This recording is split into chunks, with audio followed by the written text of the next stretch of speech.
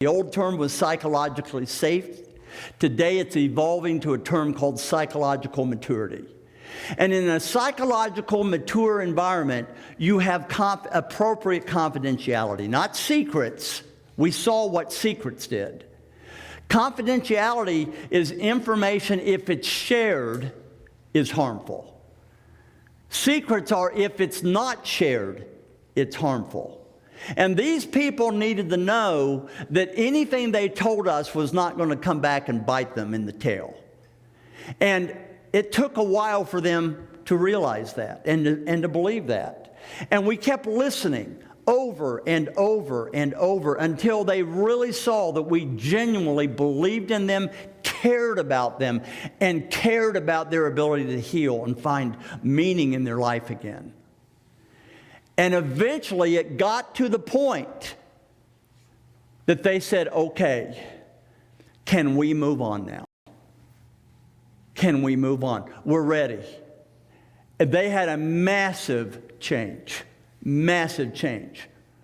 But your execution as an organization will never be above the level of trust in your organization. Trust is the determiner of your success. You guys with me? Now,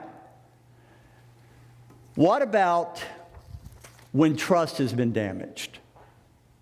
What about when you have done things in your life that has damaged or even destroyed trust?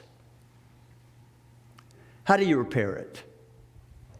How do you repair damaged trust? There are 4 stages to repairing damaged trust. You ready?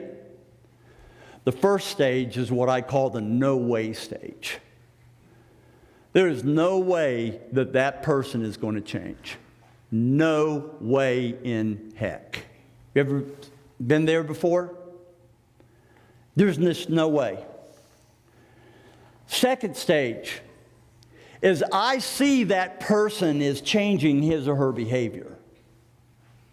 But it's an act. It's called just acting stage. I don't believe it. It's an act.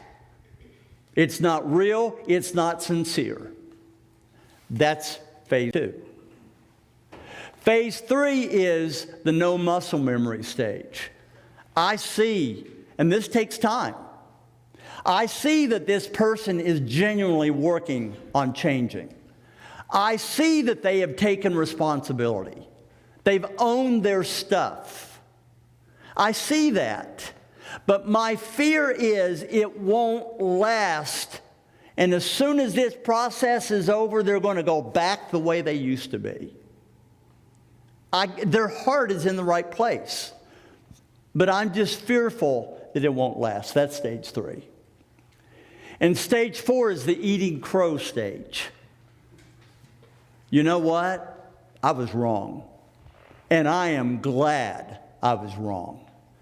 That person has shown consistency. Notice I used the word consistency. I didn't use the word perfection. If perfection, never making a mistake, is the criteria for trust, none of us have a chance. Would you agree with that? It's consistency over time. And time and consistency and clarity are required to repair a damaged trust relationship. Now, what do I mean by clarity? What I mean by clarity is there are clear expectations of what it's going to take to turn your trust ship around with another person. You got to know what's needed. So what does a trust repair conversation look like? What does it look like? So with that individual, or with the individuals where the trust is at a deficit, it first starts by saying what? We have a trust problem. We have a trust problem. I get it. You don't trust me. I don't trust you. Or this half of this team doesn't trust the other half. You ever seen that? Or we have history with each other. Oh, there is no such thing as a high-performing team that does not trust each other. Did you hear that? There is no such thing as a high-performing team that doesn't trust each other.